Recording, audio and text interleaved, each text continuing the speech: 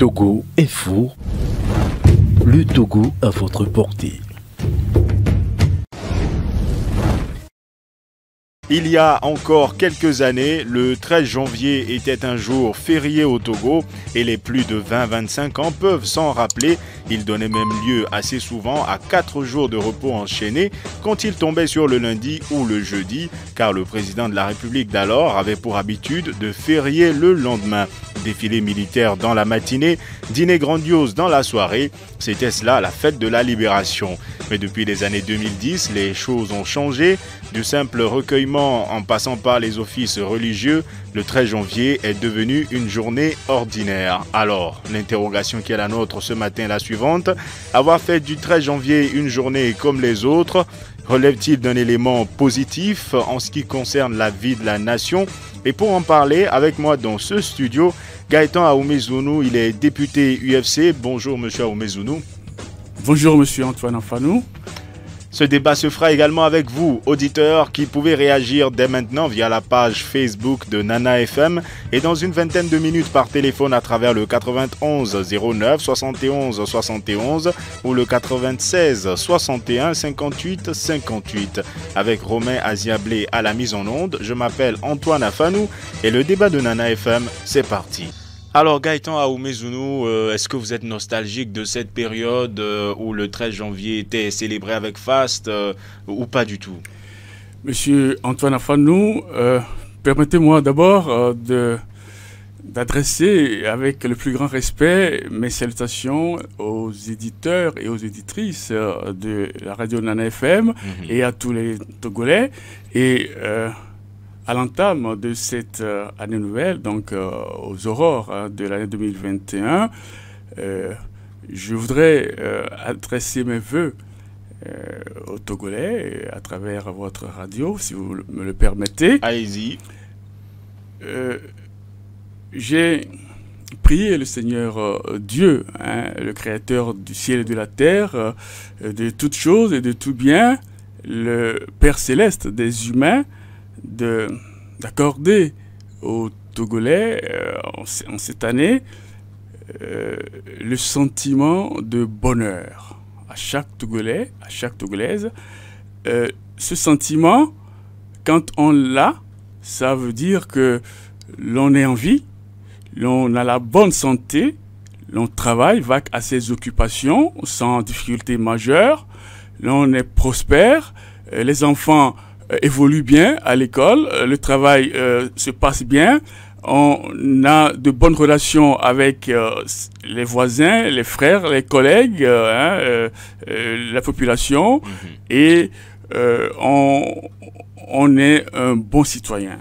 Donc, je souhaite que Dieu puisse exaucer cette prière et pour que notre pays puisse prospérer comme c'est dans les projets de réforme actuellement. On va dire ainsi soit-il. Amen. Alors revenons à la question par rapport au 13 janvier, qu'est-ce que vous gardez en mémoire, vous personnellement? Le 13 janvier est une date somme toute historique au Togo et nous pouvons le qualifier. Enfin, c'est un jour que j'ai connu. On faisait la fête, on faisait le défilé. On était à la maison, on n'allait pas à l'école jusqu'à. Puis à un moment donné, on ne travaillait pas. C'était un jour férié. Et puis ça s'est arrêté, je crois, en 2004, de façon officielle. Bon, voilà. Que vouliez-vous que je vous dise exactement? Alors, la question, c'était de savoir, est-ce que c'est une période par rapport à laquelle vous êtes nostalgique ou finalement vous préférez l'allure qu'a cette journée maintenant? Non, le 13 janvier, tel qu'il est commémoré aujourd'hui dans notre pays, le Togo, est plutôt un élément positif. Ça permet à chacun de se recueillir à sa façon, puisque le 13 janvier est un jour de recueillement pour les uns et un jour de fête pour les autres. Donc de l'observer tel que nous le vivons aujourd'hui est une phase sans doute de transition vers, pour en faire une date peut-être historique un jour. Pour vous, le symbole doit être surtout historique. Que doit symboliser le 13 janvier pour les jeunes d'aujourd'hui? C'est une date, enfin je qualifierais le 13 janvier de la formule suivante, hein, une date, deux événements. Donc le 13 janvier, il y a des gens qui... c'est une date, c'est un jour qui divise, mais c'est un jour qui peut réconcilier. Si le 13 janvier peut être durablement un jour de réconciliation nationale de nature historique, il pourrait être commémoré comme une journée de solidarité, de fraternité nationale au Togo. Vous pensez que cette formule permettrait de réunir davantage les Togolais? Parce que vous l'avez dit, le 13 janvier a longtemps divisé les Togolais, notamment la classe politique, avec le parti au pouvoir d'un côté et l'UFC qui en faisait une journée de deuil, notamment. Et vous avez parlé de l'UFC, je puis vous dire que aujourd'hui, le président national de l'UFC, Dr J.K. Solimpio, n'en fait pas un drame, puisqu'il a eu à signer même un accord. Hein, rappelez-vous de l'accord RPT-UFC. En 2010. Voilà, en 2010, pour contribuer à l'avènement de la paix et d'une paix durable dans notre pays. Donc, d'être nostalgique de ce qui s'est passé, aujourd'hui, ça ne favoriserait pas le développement du pays. Hein. Vous vous rendrez même compte que ceux qui ont claqué la porte à l'UFC au moment où cette signature se faisait, sont en train de revenir sur leur décision en trouvant que c'est lui qui avait raison, c'est lui qui a contribué à ce que le Togo puisse maintenant se mettre sur de bons pieds pour opérer les réformes nécessaires et qui sont en cours de réalisation. Hein. Je vous parlerai plutôt de tout ce que cette recherche de la paix a contribué à obtenir au Togo. Hein. Bon, donc il y a la politique qui se fait de façon à permettre à chaque citoyen de mieux vivre, même si d'aucuns n'ont pas encore trouvé ce sentiment. C'est en cours, tout est fait pour ça, et quand il n'y a pas la paix, c'est difficile de programmer, de travailler dans le sens du développement d'un pays, ou même à l'échelle d'une personne, d'un couple, d'une famille, d'un quartier. Donc c'est déjà la paix. Moi je pense que le 13 janvier doit être pris comme une date historique de réconciliation, de fraternité pour tous les Togolais, en fait. Alors, vous l'avez souligné, une date, deux événements. Le 13 janvier au Togo, chronologiquement, c'est d'abord l'assassinat du premier président élu Sylvanus Olympio. Puis, quelques années plus tard, l'accession à la présidence de la République de l'ancien président Gnassingbé Eyadema. Et pourtant, sur la page Facebook de Nana FM, il y en a qui disent qu'un travail historique doit être fait parce qu'à ce jour même, les historiens sont divisés sur ce qui s'est réellement passé le 13 janvier en ce qui concerne l'assassinat de Sylvanus Olympio. À votre avis, est-ce qu'il faudrait creuser pour rechercher la vérité historique ou plutôt regarder vers l'avenir? Si vous me posez la question telle que vous venez de le faire, je vous dirais qu'il faut regarder vers l'avenir. Mais il n'empêche que l'on peut avoir l'histoire. Hein. Tous les pays du monde qui se développent ont une histoire. Et souvent, ce sont des histoires tragiques, dramatiques, mais les citoyens de ces pays se mobilisent pour construire leur pays et de façon à ne plus vivre des situations douloureuses, des situations chaotiques, des situations difficiles. Donc moi, c'est ce que je suis dans cet état d'esprit de oui pour l'histoire, mais oui pour la réconciliation qui permettra d'avancer ensemble entre frères et sœurs, main dans la main, et que nous puissions mieux vivre ensemble et prospérer, pour que nous avons tout pour réussir la prospérité dans notre pays. Et donc, comme dit notre hymne à quelque part, hein, c'est Togolais, viens, bâtissons la cité, venons tous maintenant. Des drames, il s'en passe chaque jour. L'histoire, on doit la retenir, mais l'histoire doit nous permettre d'éviter qu'il y ait des choses négatives évitables, en fait.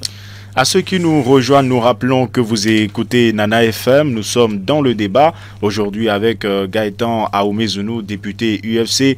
Le premier député, faut-il le préciser, avec un handicap, a accédé à l'Assemblée nationale, en train de nous interroger sur la symbolique, le symbole que représente le 13 janvier au Togo. Est-ce que ce jour est devenu aujourd'hui finalement arrange tout le monde ou pas? Et vous, auditeurs, pourrez dans 5 minutes environ prendre la parole à travers le 91 09 71 71 ou le 96 61 58 58. Vos réactions sont également attendues sur la page Facebook de Nana FM. Gaëtan Ahomezounou, certains pensent que ce qui s'est passé le 13 janvier avec l'assassinat de Sylvanus Olympio a porté un sérieux coup au développement du pays. Est-ce que vous partagez cette opinion? Autrement dit, quel est l'impact qu'ont eu ces événements sur le Togo en tant que nation? Le Togo et les Togolais aujourd'hui aspirent à un développement harmonieux. L'impact, vous pouvez constater que aujourd'hui le Togo est en train de se développer. Le Togo vise l'émergence à horizon de 2030, donc dans 10 ans. Si nous devons nous remémorer des histoires dramatiques, soit-elles, en ce moment-là, nous ne pouvons pas avancer. Et nos aïeux ont dit que viennent les tyrans, ton cœur soupire vers la liberté. Togo, debout, luttons sans défaillance. Vainquons ou mourons, mais dans la dignité. Et disent, grand Dieu seul nous a exaltés du Togo pour la postérité. Ça veut dire que il y aura toujours des décès, des morts, des choses non désirables, mais nous devons tendre vers la liberté, la postérité, la prospérité et le mieux vivre ensemble. Donc, moi, je ne pense pas, je ne suis pas en tout cas de ceux qui pensent qu'il faille rester nostalgique des histoires dramatiques, mais je suis également de ceux qui suggéreraient que des dates comme le 13 janvier, parce qu'il y en a eu deux, hein, le 13 janvier 1963 et le 13 janvier, on va dire 1967. Donc que ces dates-là soient des repères de chaque Togolais pour que nous visions que le bien, le positif, le constructif. Alors avant de donner la parole aux auditeurs, lors de la mission de la CVJR, le rapatriement du corps de Sylvanus Olympio qui repose actuellement en terre béninoise avait été évoqué. Est-ce que pour vous, ce rapatriement reste une option? Nous parlions du mieux vivre. Le mieux vivre, c'est aussi avec nos défunts. Et par conséquent, oui, si rapatriement il devait y avoir du corps ou de la dépouille mortelle du premier président de notre pays, ça serait une bonne chose. Même, j'irais même jusqu'à penser que ça serait une bonne chose si on pouvait dresser un mausolée pour tous les grands hommes de notre pays. Et à partir de ces grands hommes, avoir un monument historique où reposeraient les reliques, du moins, de nos illustres présidents disparus. Hein. On pourrait mettre à cet endroit des reliques du feu président Chikis Olympio, mais pourquoi pas du feu président Gnassingbé et Adema, du feu président Kleber Bajo, du feu président Nicolas Gruneski, et plus tard, longtemps plus tard, tous les autres, enfin les reliques de tous les autres présidents. Donc nous devons construire le pays, c'est avec l'histoire, mais c'est avec le présent et en ayant à vue le bonheur dans le futur. Voilà en fait. Nous marquons une courte pause et donnons la parole aux auditeurs. Vous l'avez rencontrée, vous l'avez abordée, elle vous a conquis. Vous l'avez épousée pour ses valeurs. Avec vous, elle a fait du chemin. Fidèle, prompte, dévouée, elle coule dans votre vie par sa grâce, sa fraîcheur et sa douceur. Entraînez-vous, c'est plus qu'une tradition, c'est une histoire d'amour. FIFA de Sainte-Luce, toutes nos valeurs dans un nouvel emballage pour désaltérer sans altérer votre santé. Et nous sommes de retour en studio, le 91 09 71 71 ou le 96 61 58 58. À votre avis, avoir fait du 13 janvier une journée comme les autres au Togo est-il un élément positif? Nous vous rappelons que nous sommes en studio avec Gaëtan Aoumé-Zounou, député UFC, et la parole est maintenant à vous, chers auditeurs. Allô? Oui, bonjour. Auditeur en ligne, allô? Oui, bonjour. Bonjour, vous vous appelez comment? Commis. Commis, vous nous appelez d'où? Depuis Anguera. Allez-y, nous vous écoutons. Pour savoir si c'est une journée positive ou négative, à mon sens, on doit connaître la vraie histoire. Et aussi, longtemps qu'on n'a pas la vraie histoire, on ne saurait quoi faire et saurait quoi dire. Parce que si j'ai la mauvaise histoire, je peux cautionner quelque chose qui n'est pas cautionnable. Ou bien je peux être en colère contre quelqu'un qui ne doit pas l'être en réalité. Donc quand l'invité nous dit qu'il ne faut pas être nostalgique, moi je ne suis pas du tout d'accord. C'est pouvoir même creuser si par rapport à cette mort, il y a une malédiction qui continue de planer sur la terre togolaise, on puisse aussi le purifier.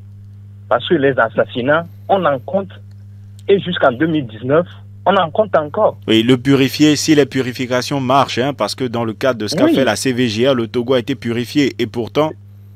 Voilà, si on a une mauvaise histoire, et on fait une purification là-dessus, ça ne va pas marcher. Mais bien, quand on a une bonne histoire, et on sait que ce que nous sommes en train de faire est dans la bonne lignée, ça va agir. Bien. Et monsieur... sur ça, allez-y. Et l'invité a aussi parlé de quelque chose, que le Togo se développe. C'est vrai. Vous avez acté pour l'hémicycle, peut-être vos conditions de vie et de travail ont changé. Et il dit il travaille pour que le Togo avance. Ce que j'aimerais lui expliquer, que pour vous les citoyens, on n'a pas un retour de l'hémicycle qui nous favorise la vie. Je suis vraiment désolé. C'est-à-dire, vous pensez que l'Assemblée nationale n'en fait pas assez pour que vos conditions de vie s'améliorent? Prenons la question de Petrolgate, où on devait travailler là-dessus pour que, à la pompe au moins, on a un prix qui favorise le citoyen. Quel est le résultat? Quel est le retour? Bien. Monsieur Aoumé Zounou vous répondra dans quelques instants. Merci, Monsieur Komi, d'avoir été avec nous. Le 91 09 71 71, auditeur en ligne. Allô? Oui, allô. Bonjour, Monsieur Pelé. Bonjour. J'ai déjà en tête ce que vous voulez dire, mais allez-y, on va voir si je me trompe. Bon, bonjour, honorable. Bonjour, super. Oui, je pense que le Togolais aujourd'hui, hier, on allait à l'école. On peut aller au service. Et après un moment, on a stoppé. Bon, ce que je vais dire, l'histoire est têtue. On ne peut pas la changer. La difficulté actuellement, c'est que même les historiens ne sont pas d'accord sur... Oui, on le sait. C'est pourquoi je dis que c'est têtu. Elle est têtue. Le 13 janvier 1963, un militaire français a assassiné Sylvain, l'ambassade d'Amérique. Selon la version Monsieur Pelé. Bon, d'accord, il n'y a pas de souci, mais on verra après. Mais ce que je voudrais dire, quel que soit Alpha, on dit dans notre langue, du bang-bang, il dit Napoléon. Le Togo est en train de se casser. Alors, pour à vous... À cause de cette date seulement, le Togo est cassé. Et jusqu'à présent. Est-ce que vous pensez, comme M. Komi, qu'il faudrait aller fouiller dans l'histoire, trouver réellement ce qui s'est passé, ou plutôt regarder vers l'avenir et construire un autre Togo? Qu'est-ce que vous en pensez? Le passé, le présent et le futur. Si vous ne voulez pas nous construire l'histoire, si je suis de la famille Afanou, si on amène un enfant qui est Pachanya dans la maison de Afanou, il y a de la guerre. Eh bien, ah non, là, si vous donnez ces deux noms-là, vous vous trompez. Non, je ne me trompe pas, je peux dire comme ça alors, aussi. Bien, merci. On voit à peu près, non, moi, on voit à peu près l'image que vous voulez donner, Monsieur Pelé. Allez-y donc avec la question. Monsieur J-Christ Olympio et Paul Yassindé ont signé un accord dans ce pays. On a bien saisi que c'est un bon accord. C'est pour ramener les restes de Sylvanus Olympio, qui est hors de la frontière. Maintenant, s'il n'y a pas ça, entre le 13 janvier, je vais poser encore notre député, entre le 13 janvier 1963 et le 5 février 2005, où se trouve la différence, où le 5 février 2005 maintenant, on va, le 7 février 2021 maintenant, on va voir M. Paul Yassindé sur le tombeau de Yassindé Yadema. Et non pas aujourd'hui sur le tombeau de Sylvanus Olympio. Donc vous voulez que les restes de Sylvanus Olympio soient rapatriés, c'est bien cela? Il ne va pas le rapatrier, il n'a qu'à aller derrière là-bas pour aller déposer les fleurs. Donc vous attendez que l'actuel président... Oui, Monsieur Pelé, s'il vous plaît, pour la clarification, vous attendez de l'actuel président qu'il rende autant hommage à l'ancien président Gnassingbé Adema, son père, qu'à Sylvanus Olympio, qu'il aille en terre béninoise déposer une couronne, c'est bien cela? Il ne veut pas les rapatrier, il n'a qu'à aller hors de la frontière. Alors, s'il ne veut pas les rapatrier les restes, c'est une question qu'on posera parce que à plusieurs reprises, il a été dit que c'est la famille de l'ancien président qui n'était pas favorable au rapatriement des restes. On en reparlera. Merci, Monsieur Pelé, d'avoir été avec nous. Le 91 09 71 71 ou le 96 61 58 58. Nous allons prendre encore un auditeur en ligne et laisser réagir l'invité. Allô? Allô, bonjour, Antoine. Bonjour, vous vous appelez comment? Abel, allez-y, nous vous écoutons. Albert, pardon. David, allez-y, nous vous écoutons. Bonjour à l'invité. Bonjour, Albert. Bonjour. Albert. Moi, je pense que le 13 janvier, le fait que... ce soit devenu un jour comme les autres, est-ce que pour vous, c'est un élément positif ou pas? C'est un début d'élément positif. Parce que, pour que ça soit un peu complet, il va falloir, comme l'a dit un de mes prédécesseurs, l'histoire, qu'on nous restitue la vraie histoire de ce qui s'est passé. L'invité vient de dire que c'est une date à deux événements, c'est vrai. Pourquoi d'autres fêtes et pourquoi d'autres sont en deuil? Il faut qu'on nous dise la vérité. Et après, À cette question, Albert, il faut que les deux cas. Oui, allô? Oui, à cette question, simplement, c'est parce que en un jour, il y en a qui ont perdu un être cher et en l'autre, il y en a qui ont accédé au pouvoir. C'est simplement ce qui explique le contraste qu'il y avait il y a quelques années. Alors, on me signale que nous avons perdu Albert et on va commencer avec lui. Il pense aussi, comme les deux autres intervenants, qu'il faut restituer la vraie histoire sur cette partie. Premièrement, vous aviez exprimé votre position. Est-ce que vous comprenez leurs besoins également? Je comprends les besoins des personnes qui sont intervenues, que je salue respectueusement, et je salue aussi M. Komi qui n'a pas salué. Donc nous devons, quelle que soit la problématique, nous devons avoir des attitudes citoyennes, civiques, se dire bonjour. C'est déjà le début d'une réconciliation durable. On va penser que c'est un oubli, sinon en général tous ceux qui nous appellent disent bonjour. Ok, donc vous me permettez de le relever en tout cas. Donc pour le sujet,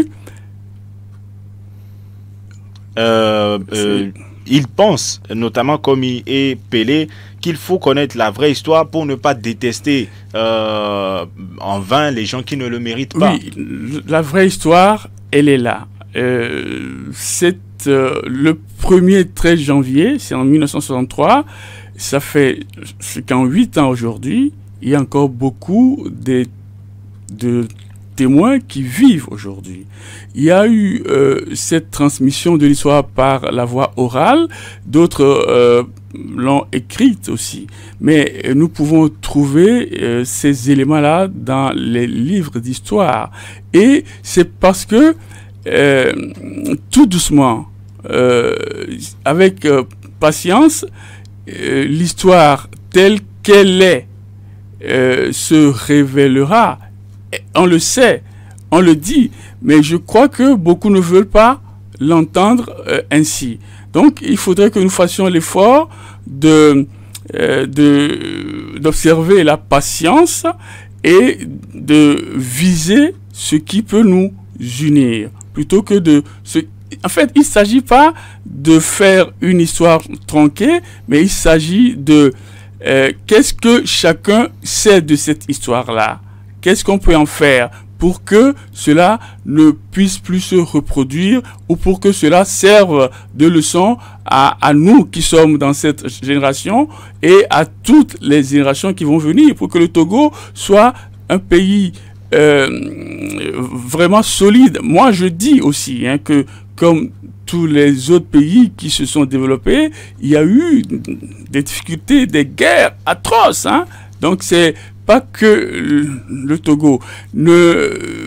C'est pas que je n'ai pas dit que je suis pas nostalgique, même si j'ai dit sous la forme que j'ai prononcée. C'est l'histoire qui nous retient, et c'est maintenant à partir de l'histoire, même de ce qu'on sait de l'histoire, même si on croit que c'est pas toute l'histoire qui est dite, essayons de faire notre part et de chercher à mieux vivre ensemble, en fait. Alors, Pelé dit que l'histoire est têtue. Vous avez répondu globalement à cet aspect-là. Et il revient sur l'accord censé permettre le retour des restes de l'ancien président Sylvanus Olympio. Et pour Pelé, c'est apparemment le président de la République qui ne fait pas tout ce qu'il faut pour le retour de ces restes. Où est-ce que ça coince en ce qui concerne le rapatriement de ces restes? Alors, c'est vrai. À la signature de cet accord RPT-UFC, cette question a été l'une des questions majeures, et il revient sans doute à la famille de l'illustre président disparu de donner son accord pour que les choses se fassent. Maintenant, je crois savoir que quand on a interrogé le président national de l'UFC, qui est le fils du feu président Sylvanus Olympio, à ce sujet, il a dit que sa famille donnera une décision. Donc, les choses sont en cours, hein, que les Togolais et les Togolaises, moi, c'est ce que je peux dire, restons dans un esprit positif, construisant. Et quand M. Pelé pense que l'actuel président devrait également aller au Bénin déposer une couronne sur la tombe de l'ancien président, qu'est-ce que vous en pensez? Je pense que M. Pelé a émis là un bon un symbole assez réconciliateur, assez intéressant. Oui, si ça peut être fait, je soutiendrai je suis de ceux qui soutiendront cette démarche-là. Le 91 09 71 71, auditeur en ligne. Allô? Allô? Bonjour. Oui, bonjour. Max d'Adido Gomé, comment allez-vous? Ça va bien. Alors, à votre avis, ce qu'est devenu la journée du 13 janvier, est-ce un élément positif ou pas? Positif, oui. Parce que le 13 janvier 63, c'était le premier coup d'État au Togo. C'est le décès du président Sylvanus Olympio. Le 13 janvier 67, c'est l'accès de Eyadema Étienne au pouvoir. En ce temps, il ne s'appelait pas encore Gnassingbé. Maintenant, on nous dit que le 13 janvier est une fête de libération. Max. Allô? Max, oui, vous dites il s'appelait Etienne, il ne s'appelait pas encore Gnassingbé. C'est bien cela, si je vous ai bien entendu. Oui. Alors, moi, personnellement, je n'ai pas ces documents. Je ne peux pas en attester. Maintenant, poursuivez. On vous écoute. Ok. Le 13 janvier a été décrété par la suite comme une fête de libération nationale. Alors que M. Eyadema est venu au pouvoir en 67, en faisant partir M. Gruniski. Est-ce que c'est M. Gruniski qui était l'oppresseur ou bien Sylvanus Olympio qui était l'oppresseur? Pour qu'on parle de libération. Alors, c'est un élément précis que vous évoquez et nous, ce matin, déjà, sur la date, ce qui s'est passé le 13 janvier 63, il y en a qui se perdent, on ne va pas s'enfermer dans les méandres de l'histoire, mais par rapport à ce qu'est ce jour du 13 janvier, vous dites que c'est déjà un élément positif. Est-ce que pour vous, il faut faire plus, aller peut-être vers une journée de réconciliation nationale, une journée de la solidarité, comme le proposent certains, ou pas? Il faut faire plus, mais il faut arrêter de mentir. C'est-à-dire, pour vous, il faut rétablir la vérité de l'histoire? Voilà, parce que vous ne croyez pas en la version actuelle. Quand on travaille sur le mensonge, quand on fait des libations pour dire qu'on purifie, tout ça c'est zéro. Bien. Il faut rétablir la vérité vraie. Merci. Merci Max d'avoir été avec nous. Passez une bonne journée. Le 91 09 71 71 ou le 96 61 58 58 sur la page Facebook de Nana FM. Vincent Siguet s'interroge où est la vérité dans cette histoire et on a posé la question à des historiens. On vous avoue, parfois c'est vraiment difficile de s'y retrouver. Auditeur en ligne, allô? Allô, bonjour mon frère. Bonjour, Monsieur Kolani, comment allez-vous? Oui, Kolani depuis Agoué, merci. Allez-y, nous vous écoutons. Ouais, je salue votre invité. Merci, Monsieur Kolani, bonjour. Quand tu me dis 13 janvier, une date, deux événements, la joie et la tristesse, non. Quand il y a mort d'homme, on ne blague pas. Mort d'homme, lui qui est sur votre plateau, excusez-moi, c'est un handicapé, il n'est pas mort. Oui, mais Monsieur Kolani, écoute-moi, non. Monsieur Kolani, Monsieur Kolani, je vous écoute, vous m'écoutez aussi, c'est un dialogue. C'est-à-dire, on n'est pas là pour peser les deux événements. La certitude sur le papier, c'est que c'est les 13 janvier 63 et 67 au Togo, les deux événements évoqués se sont produits. Et maintenant, par rapport 67, à ce qu'est devenu la journée... n'a pas pris le pouvoir 67, c'est 14 avril. Ce n'est pas le débat que nous avons. Oui, bon, c'est ce que nous disons. Yadema dit... C'est ce que nous disons sur la difficulté de la traçabilité de l'histoire. Monsieur Kolani, est-ce que pour vous, la version actuelle qui est servie en cours d'histoire, est-ce la vraie ou il faudrait faire un travail? Quelle est la traçabilité que tu es en train de me dire? Dis-moi la traçabilité pour que je te dise la vérité. Je vous pose la question de savoir, est-ce que la version de l'histoire qui est servie aujourd'hui, à votre avis, est la bonne? Quelle est la version? Dites-nous, justement, vous parliez du 14 avril. Je te dis que le 13 janvier, il y a eu assassinat. On a tué le président qui a eu l'indépendance. Et l'armée dit qu'elle a pris le pouvoir le 13 janvier 63. L'armée. On n'a pas dit Yadema. Yadema prend le pouvoir en 67, le 14 avril. Ça, c'est un clair. Maintenant, quand il y a eu mort d'homme, c'est qu'il y a eu mort d'homme. On pouvait l'arrêter. Il y a un coup de temps, c'est un coup de temps, on peut l'arrêter, le garder, le juger. Mais tuer une personne, mettez-vous à la place de ses parents, de ses enfants, de sa femme. Est-ce que vous seriez en train d'expliquer la volonté de la famille de ne pas permettre le rapatriement des restes pour le moment? Non, moi là, le 13 janvier, d'abord cette date-là, c'est une date de deuil. Il y a eu mort d'homme. Alors qu'est-ce qu'il faudrait en faire aujourd'hui, le 13 janvier? Mais le 13 janvier, il faut qu'on le commémore. S'il y a eu deuil de quelqu'un qui s'est... C'est-à-dire en faire une journée de deuil? Oui, une journée de deuil, ça s'arrête là-bas. Il n'y a pas de victoire. Bien. On a tué une personne et les Togolais ont été manipulés pour prendre la charge. Bien. Et cette personne a été tuée par les commanditaires qui ne continuent pas de nous commanditer. C'est aujourd'hui la France. Merci. Au moins, nous qui avons mis pied à l'école, il faut qu'on mette fin à ça. Alors, j'ai pas très bien saisi la fin, mais j'ai écouté la France. Dit, nous qui avons mis pied à l'école, nous qui avons mis pied à l'école, il faut qu'on mette fin. Alors, j'ai cru entendre la France.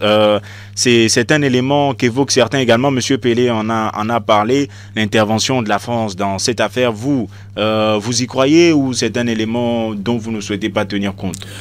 Non, en fait, la France était au Togo avant, pendant et est toujours au Togo aujourd'hui. Nous nous exprimons en français. Nous avons en partage la langue française. Nous avons des frères et sœurs, des proches qui sont en France, qui vont y travailler, qui reviennent et tout. Aujourd'hui, nous travaillons avec tous les pays. Et on a travaillé à cette époque-là avec tous les pays qui étaient au Togo, notamment. Donc, oui, je ne nierai pas que la France était présente, mais bon, quel a été le rôle de la France? Ça, ce sont les historiens. Moi, je peux vous dire, permettez-moi quand même de vous dire que je n'étais pas né à cette époque-là, je ne suis pas historien, je ne suis pas un enquêteur, je ne suis pas un journaliste d'investigation non plus. Je suis un citoyen qui cherche à mieux vivre et à contribuer à ce que tout se passe bien pour tout le monde. Je déplore qu'il y ait mort d'hommes. Je déplore ça. Recueillons-nous aujourd'hui sur la mémoire de feu Sylvanus Olympio et avançons. Je crois qu'il serait heureux de là où il est, de savoir que le Togo avance, le Togo est prospère. C'est ce qu'il voulait. Donc nous sommes en train de travailler dans ce sens-là. Mobilisons-nous, restons ensemble. Ça s'est passé dans plusieurs pays et ces pays ont su se relever à partir de ces cendres-là. Donc aujourd'hui, faisons hommage au président Sylvanus Olympio en travaillant main dans la main, dans l'unité, pour que chaque Togolais puisse se sentir épanoui, prospère, libre et heureux en fait. Et merci à Kolani pour la précision de la date de l'accession de Gnassingbé Adema au pouvoir. Sa gouvernance, enfin sa présidence, court du 14 avril 1967 au 5 février 2005. Albert disait, ou plutôt Komi, pardon, qu'il ne sentait pas, vous parliez à l'instant de développement, l'action du Parlement qui devrait concourir à leur bien-être. Par exemple, vous avez été silencieux sur l'affaire dite de détournement de fonds dans l'importation du pétrole au Togo. Vous savez, il y a des choses qui se préparent jusqu'à ce qu'elles soient dévoilées. C'est pas dans tous azimuts qu'on doit aller quand il s'agit d'affaires. Il faut les traiter. Il y a des spécialistes dans notre pays pour traiter chaque type de problème. Donc, la justice est saisi de cette affaire. Le Parlement fait ce qu'il a à faire. Au moment opportun, vous serez informé. Mais autrement dit, vous n'êtes pas indifférent à cette affaire? En fait, le Parlement travaille d'arrache-pied pour que les lois qui sortent, qui sont votées, puissent contribuer à un meilleur épanouissement de chaque citoyen. Et ça, vous pouvez le croire. C'est comme ça. C'est-à-dire que quand un projet de loi est déposé sur la table de l'Assemblée nationale, il est attribué à une commission ou à une commission spéciale pour l'étude au fond, avec la présence du commissaire ou des commissaires du gouvernement, avec les députés, et le travail se fait à coup de recherche, à coup d'enquête, à coup de qu'est-ce qu'on doit faire pour que ça soit meilleur au final pour tout le monde. Donc c'est du travail en profondeur, et le parlementaire est un représentant du peuple. Donc là-bas, dans l'hémicycle, on se positionne vraiment à la place du peuple pour voir exactement ce qu'on doit faire pour améliorer les conditions de vie. Aujourd'hui, écoutez, regardez comment nous nous mobilisons tous, chacun à la place qui est la sienne, pour riposter contre la Covid-19 et la vaincre. Et ça, c'est